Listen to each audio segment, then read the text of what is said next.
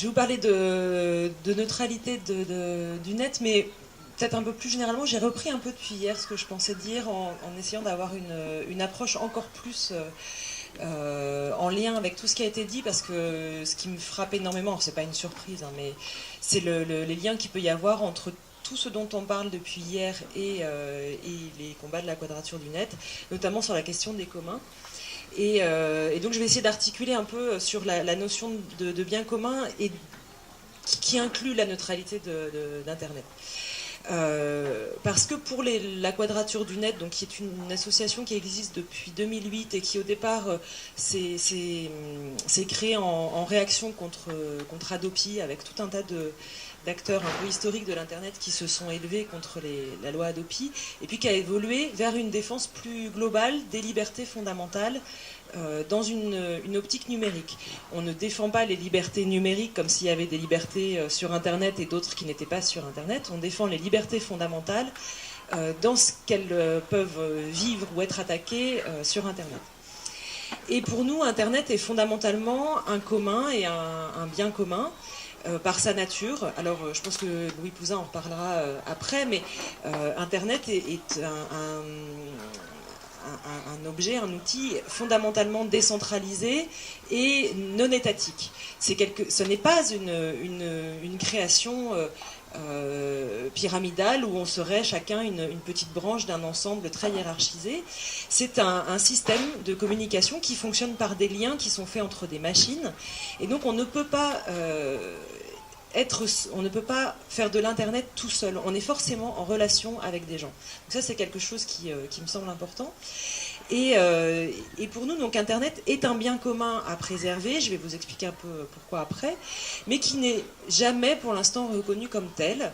Et c'est un bien commun, et ça se rattache à ce qui a été dit ce matin, qui mélange du public, du privé, de l'individuel, du collectif, du commercial, du non-commercial, de la production, de la consommation, du sérieux et du futile.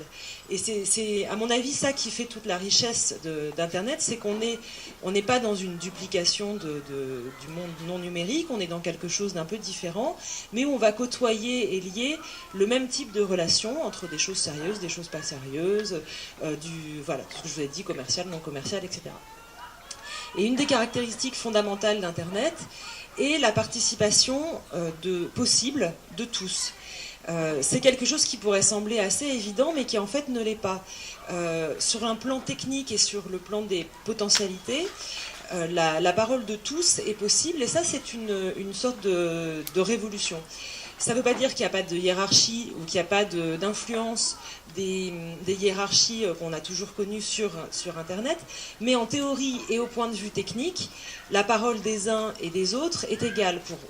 Pour vous préciser un peu ça, dans les paquets de données qui circulent sur Internet, il n'y a pas un paquet de données qui serait différent dans sa nature parce que c'est la parole du président, et un autre qui est la parole du citoyen. Technologiquement, c'est la même chose. Et ça, c'est important. Et c'est rendu possible par une notion qu'on appelle la neutralité du net. Peut-être qu'il faut que j'explique un petit peu ce que c'est. La neutralité du net, c'est le fait qu'il n'y ait pas de barrière financière ou technique à l'entrée sur le réseau Internet. C'est-à-dire que là où dans d'autres systèmes de communication, il faut que vous ayez un investissement préalable ou que vous ayez des compétences particulières ou une place particulière pour pouvoir exprimer ou transférer des données, le réseau Internet, tel qu'il a été conçu au démarrage, a été conçu sans barrière technique. Et on ne se posait même pas la question de savoir s'il y avait une neutralité ou pas d'Internet.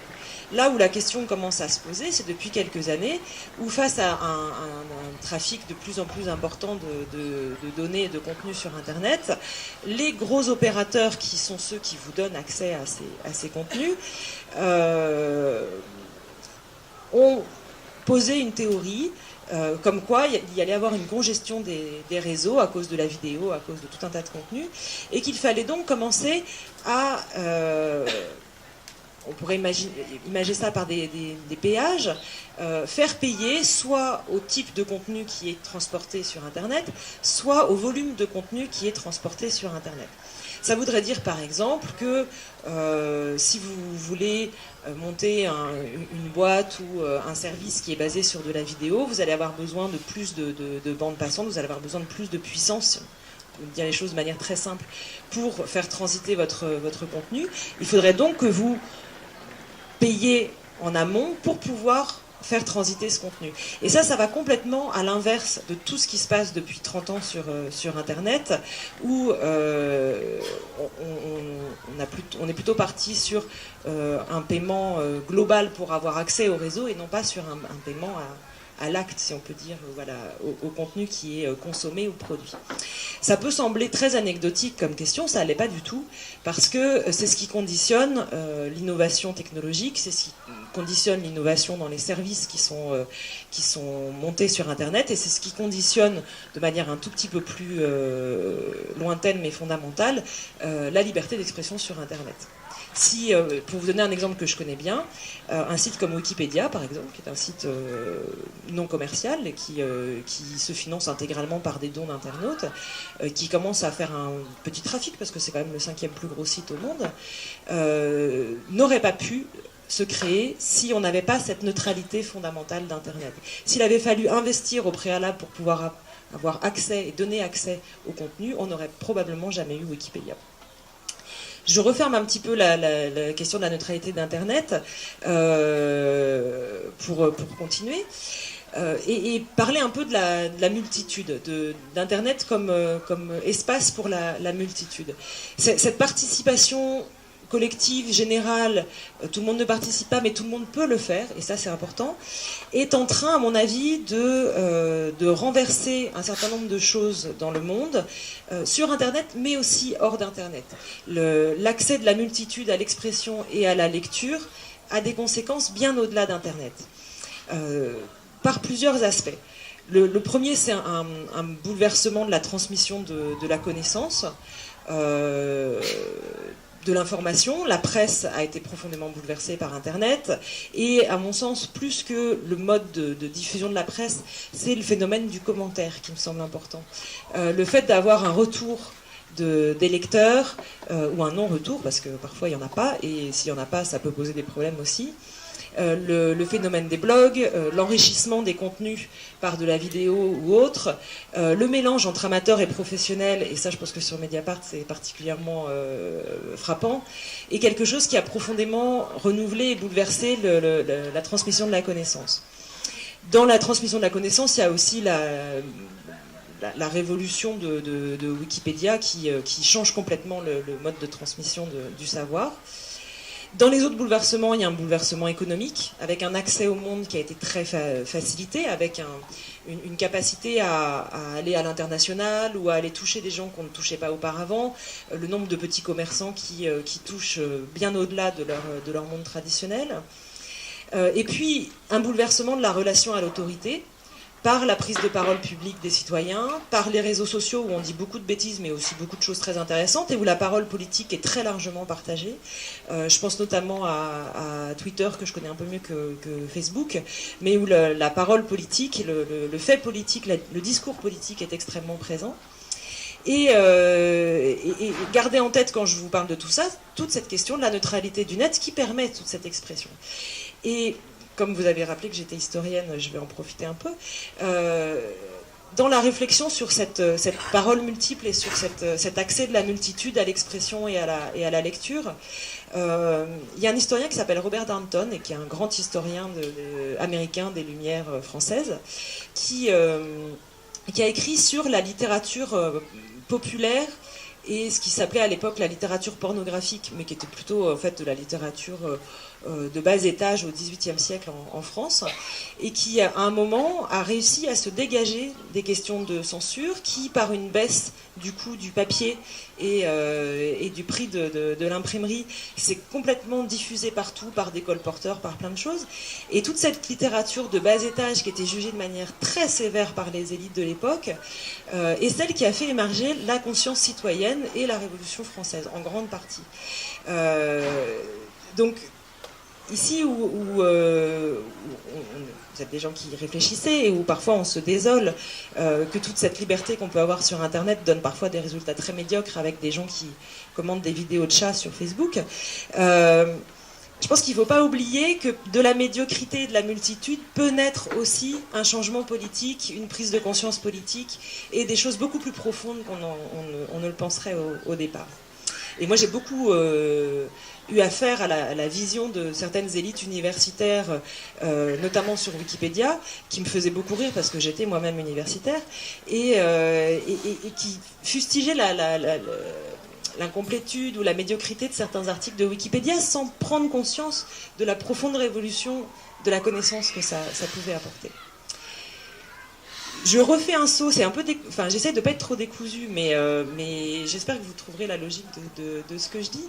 On est donc dans cette multitude et dans cette expression généralisée sur Internet et dans quelque chose qui est une sorte d'exposition et de transparence un peu généralisée. On raconte sa vie, on raconte sa pensée politique, on a une intimité qui se dévoile un peu partout sur Internet et dont on profite beaucoup, dont parfois on se plaint aussi, et qui va se retrouver confronté en sens inverse, une demande de vie privée et une réaction qui commence à se faire, et on verra ça avec peut-être les lanceurs d'alerte tout à l'heure, sur une dérive qui est en train d'être de mieux en mieux connue, sur la surveillance sur Internet. Je suis en train en fait de vous dérouler toutes les thématiques de la quadrature, mais en essayant de le faire de manière sensée. Cette multitude, elle est à mettre en parallèle avec la masse énorme de données qui est produite sur Internet. On a 3 types de données. On a tout ce qui est données de connexion. Qui va regarder quoi, où, quand, par quels moyens, quels sont les chemins que vous faites sur Internet, de quel site à quel site vous allez, quel est votre parcours, ce qui vous intéresse. On a tout ce qui est données personnelles, votre mail, votre numéro de carte bancaire, vos informations personnelles, votre date de naissance, tout ce que vous allez mettre à chaque fois que vous allez remplir un formulaire ou quoi que ce soit sur Internet. Et puis tous les contenus qui sont produits sur le web, que ce soit des contenus commerciaux, informatifs, de réseaux sociaux, de web participatif, de blogs, etc. Donc on a une masse complètement gigantesque de données, une sorte de transparence généralisée, d'ouverture généralisée, une sorte de flot qui se déverse, de données qui transitent, etc. Et en même temps, une technologie qui permet une surveillance de masse. Par des sondes, par des études, par des logiciels qui loguent, qui gardent tout ce que vous faites. Et les États ont cédé à cette tentation de la surveillance et se sont emparés de ces possibilités techniques pour surveiller très massivement leur population. Pas simplement les gens suspects. Là, ce matin, j'ai rigolé parce que ça fait un petit peu plus d'1 an que Edward Snowden a fait ses révélations sur la NSA. Et ce matin, scoop du New York Times, la NSA surveille aussi les gens ordinaires. Ça m'a fait beaucoup rire parce que j'avais eu l'impression naïvement que pas mal de gens avaient compris, mais visiblement non. Dans ce qu'on sait des pratiques de la NSA, ils surveillent à divers degrés. Vous avez un suspect, il est assez facile d'être suspect, et quand la NSA collecte des données, elle collecte les données des contacts de ce suspect, mais aussi des contacts de ces suspects. Donc je pense que vous aussi, vous êtes surveillés, comme moi. Et donc il ne s'agit pas de se dire que cette problématique de la surveillance ne concerne que des gens qui auraient des activités particulières ou qui auraient des choses à cacher. Non, on est vraiment dans une surveillance massive, globale, qui est corrélée de manière assez forte à toute cette profusion de données et qui donne l'illusion aux États de pouvoir empêcher des actes terroristes ou lutter contre certaines organisations, mais qui en fait aboutit à un fichage massif. Donc on est dans un bien commun qui est vicié par une tyrannie de la surveillance.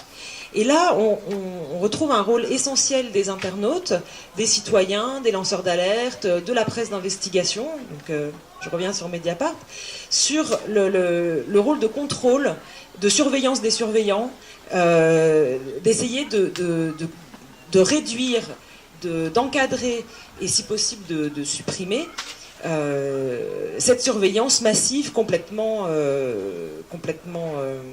je ne vais pas dire anarchique parce que c'est très organisé, mais qui se fait de manière totalement cachée de la population. Pour vous donner une petite anecdote, il y a une loi de programmation militaire qui a été votée au mois de décembre à l'Assemblée nationale, et dont un des articles, très cash, disait on va légaliser des pratiques allégales. Des pratiques de surveillance et de collecte de données. Ils disaient, voilà, ça fait des années qu'on fait ça, on est complètement hors de tout cadre légal, un jour ça va nous retomber dessus, légalisons ces pratiques allégales. C'est vrai que c'est assez pratique finalement, il suffit de dire qu'on légalise. Et il y a quelque chose qui m'a beaucoup frappé, c'est finalement le peu de scandales, le peu de bruit fait après les révélations de Snowden. On a l'impression d'en avoir entendu parler partout. En fait, on a entendu parler des révélations, et derrière, c'est comme si les gens étaient blasés, que les citoyens, les politiques n'avaient pas réellement enquêté derrière. Il y a des journaux anglo-saxons le font. En France, j'ai trouvé que les journalistes s'interrogeaient finalement assez peu sur ce qui était fait de tout ça. Et je vais terminer du coup là-dessus, et sur quelque chose que je rattacherai vraiment à ce qui a été dit hier et ce matin, sur l'importance de l'action des citoyens, et ce qu'on appelle à la Quadrature du Net la capacitation citoyenne. On a essayé de traduire l'empowerment en un mot français. On a trouvé le mot capacitation et il nous plaît bien. Et cette capacitation citoyenne, on essaye de la faire pour défendre notamment la liberté d'expression et la liberté d'information. Où on se retrouve avec un certain nombre de lois qui sont votées dans l'indifférence la plus générale actuellement, qui à chaque fois étendent la responsabilité des intermédiaires techniques de l'Internet dans la censure de la liberté d'expression, qui, là ces derniers temps, on a entendu parler d'un arrêt de la Cour de justice de l'Union européenne contre Google sur des questions de vie privée qui posent un certain nombre de problèmes sur la responsabilité, qui a la responsabilité de censurer l'information. Et on se retrouve en face d'une résignation assez générale, où les collectifs et les associations deviennent un recours absolument essentiel pour lutter contre ça. Et ça nécessite une très grande spécialisation technique et juridique.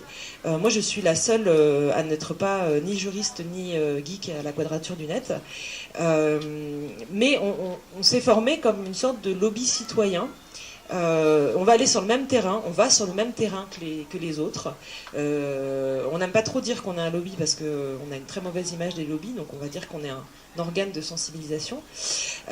Mais fondamentalement, on fait la même chose, d'aller travailler les parlementaires français et européens avec un argumentaire technique et juridique qui soit absolument irréprochable, à proposer nous-mêmes les amendements qu'il faut pour défendre les intérêts des citoyens, de la liberté d'expression, de la liberté d'information, à refuser toute subvention, tout financement public, fonctionner par des dons d'internautes, par des dons de fondations qui malheureusement sont toutes étrangères, parce qu'il n'y a pas de fondation en France prête à nous soutenir sur ces questions de liberté fondamentale sur Internet. Et donc on est parti aussi dans l'idée qu'il fallait absolument que les citoyens soient capables de défendre eux-mêmes leurs propres intérêts. Reprendre la main sur Internet en tant que bien commun.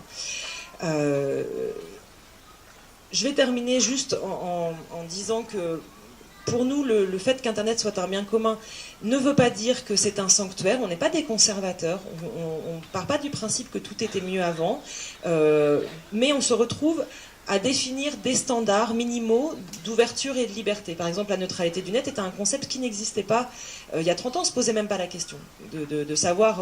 on a attendu qu'il y ait des atteintes à la neutralité du net pour se dire qu'il fallait définir des standards minimaux de neutralité du net.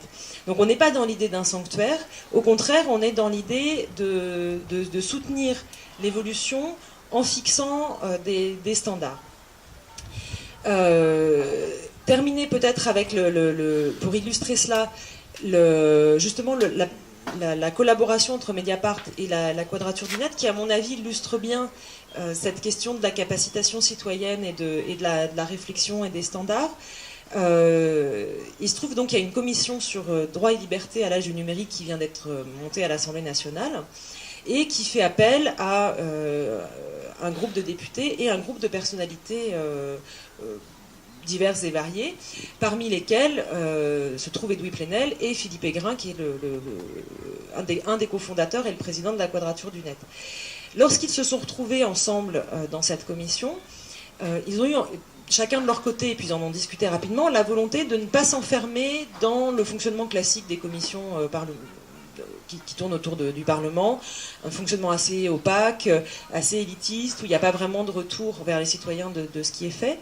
Et donc on a décidé de monter un partenariat où, sur cette édition participative sur Mediapart, on va présenter régulièrement, discuter les travaux de la commission pour que les citoyens puissent comprendre de quoi on parle. Cette commission, elle a pour objectif d'éclairer tous les projets de loi qui ont trait au numérique. Et en ce moment, tous les projets de loi ont un volet numérique. Donc c'est extrêmement important de travailler dessus. Et dans cette édition participative, on accueille les participations écrites de qui veut, à partir du moment où c'est pertinent, bien écrit et pas forcément d'accord avec nous. Mais pour ouvrir la réflexion, intéresser les citoyens, leur faire comprendre ce qu'ils ont quels sont les différents enjeux, et ouvrir des possibilités d'investigation ou de prise de position plus poussées sur les questions de liberté fondamentale.